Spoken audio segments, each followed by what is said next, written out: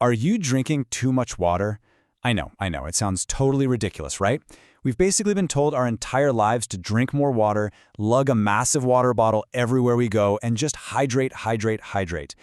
But what if I told you that blindly chugging water isn't just unnecessary, it can actually be incredibly dangerous? Welcome to this explainer. Today, we're jumping right in to challenge some deeply ingrained assumptions and really demystify the science of hydration. Our mission here is to figure out how to find your ultimate Goldilocks zone of fluid balance. You know, not too little, but absolutely not too much either.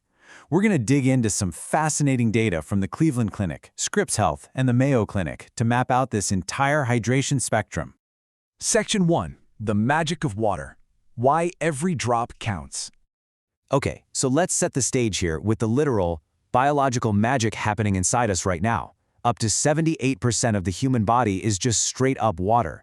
It is the absolute foundation of your physical existence. When you look in the mirror, you are essentially looking at a wildly complex, walking, talking vessel of water. Its critical role in keeping you alive every single day is completely undeniable.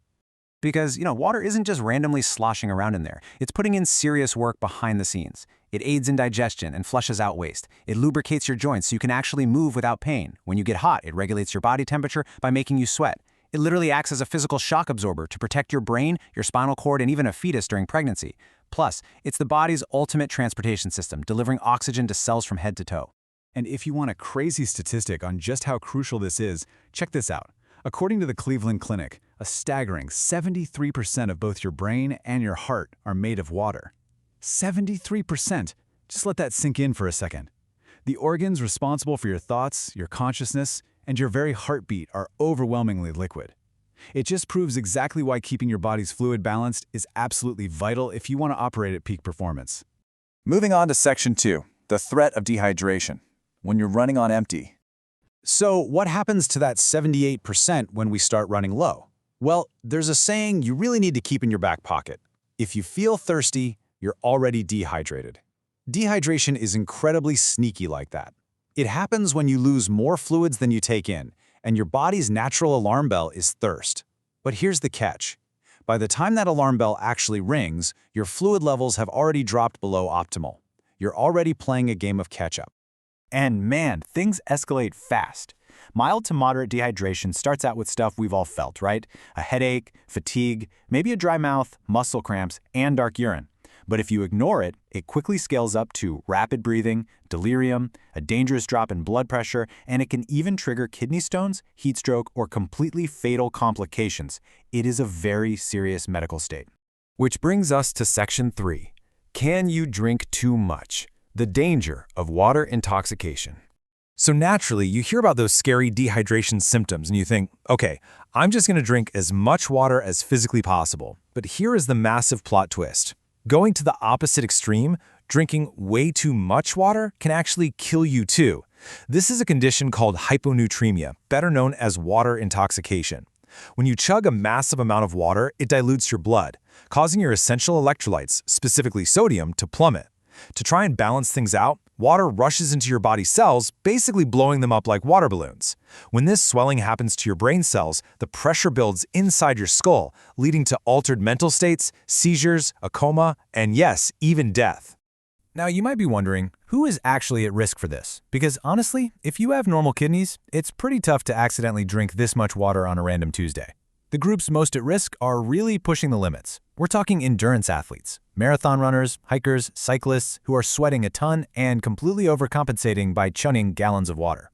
It also hits folks working in extreme heat, individuals dealing with a psychiatric condition called psychogenic polydipsia, which creates an overwhelming compulsion to drink, and recreational users of MDMA who tend to overheat and dangerously overconsume fluids. So let's actually put these two extremes head to head. They both completely mess with your body, but in totally opposite ways. Dehydration hits you with a high heart rate, a desperately dry mouth, and dark urine. On the flip side, water intoxication brings on nausea, intense bloating, severe drowsiness, and totally colorless, clear urine. The coolest part here is that your urine color serves as a literal visual warning sign for both ends of this dangerous spectrum. All right, Section 4, finding your hydration sweet spot, breaking the 8 glasses myth. We clearly want to avoid both of these extremes, right? So how do we find that perfect, personal sweet spot without underdoing or overdoing it? Well, first things first, we've got to bust a major myth. You have heard it literally a million times. Drink 8 8-ounce glasses of water a day. But as the Mayo Clinic and Scripps Health are quick to point out, this is just a baseline starting point. It is absolutely not a hard biological rule. Your actual daily needs depend on a whole bunch of factors: your age, gender, body size, how active you are, and even the climate you live in. A 200-pound athlete training in sunny San Diego obviously needs vastly more fluid than a 120-pound person relaxing indoors during a snowy winter. And here is a totally surprising fact that pretty much flips the math on its head. Did you know about 20% of your daily water intake actually comes directly from the food you eat? It's true. You aren't just drinking your water, you're chewing it too. We're talking about the good stuff here: watermelon, strawberries, cantaloupe, cucumbers, leafy greens, radishes, celery, zucchini, tomatoes. These foods are almost entirely water by weight. Just by working these into your normal diet, you naturally boost your hydration levels without ever having to lift a glass. To make this super actionable for your daily routine, let's look at some fantastic tips from the experts at Scripps Health. Step 1. Sip steadily throughout the day before you actually feel thirsty. Remember, thirst means you're already behind the 8 ball. Step 2. If plain water bores you to tears, throw in a splash of juice or some fresh fruit to liven it up. And Step 3. Simply protect your fluid levels by avoiding the sun during peak hours, usually between 10 a.m. and 2 p.m., so you aren't sweating out all your reserves for no reason. Ultimately, this whole explainer basically comes down to one brilliantly simple built-in indicator your body already has to find that Goldilocks balance: your urine. If it's a pale, clear yellow, kind of like lemonade or light straw, you are perfectly hydrated. You nailed it. If it's dark, you definitely need to drink more. But if it is completely colorless and clear, you need to stop drinking water immediately. Just listen to what your body is trying to tell you.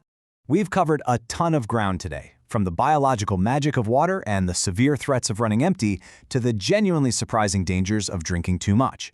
So, as we wrap things up, I want to leave you with this one thought to chew on.